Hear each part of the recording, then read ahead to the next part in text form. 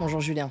Bonjour Pauline. Washington cherche à obtenir un cessez-le-feu à Gaza au Conseil de sécurité de l'ONU et ne cache plus son exaspération vis-à-vis de l'État hébreu. Oui, Joe Biden augmente la pression sur Israël. C'est ce qu'écrit aujourd'hui le journal suisse Le Temps. Le président américain met en garde son allié en cas d'offensive militaire dans le sud de Gaza. Un changement de temps remarqué aussi, regardez, par le Figaro qui parle d'un virage radical de Washington envers Israël.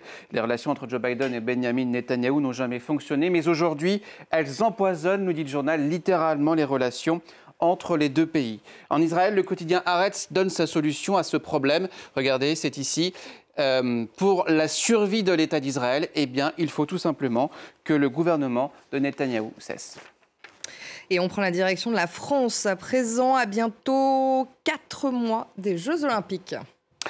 Cacher cette misère que nous ne saurions voir. Regardez, c'est ici dans Libération qui consacre un gros dossier à ce que le journal appelle un nettoyage social de marginaux, de sans-papiers, de SDF, voire même de prostituées qui sont, nous dit le journal, déplacés hors de la capitale. Objectif, selon le quotidien, afficher un visage aseptisé, propre de la capitale pour les touristes venus du monde entier. Portrait de ces indésirables à lire aujourd'hui dans Libération. Et au Brésil, cette fois, l'arrestation d'une ancienne gloire du football pour viol fait la une des journaux. Oui, c'est dans la presse brésilienne. Regardez, il avait ravi les fans du ballon rond dans les années 2000-2010. Il est aujourd'hui incarcéré pour viol en réunion commis en 2013.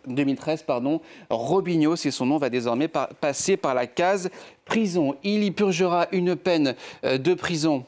Alors attendez, est-ce que ça marche? Il y purgera une peine de prison de 9 ans, rappelle le journal Guardian. Il avait été condamné en 2017, sauf qu'il avait depuis multiplié les recours, jusqu'au dernier hier, qui était la Cour suprême brésilienne, qui a demandé son incarcération immédiate.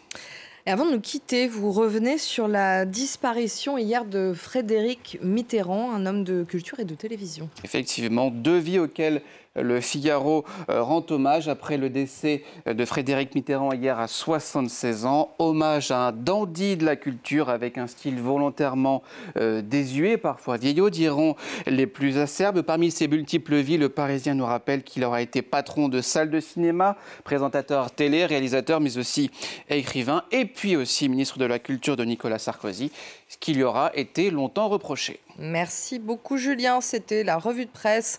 Merci de votre fidélité, l'information continue sur France 24.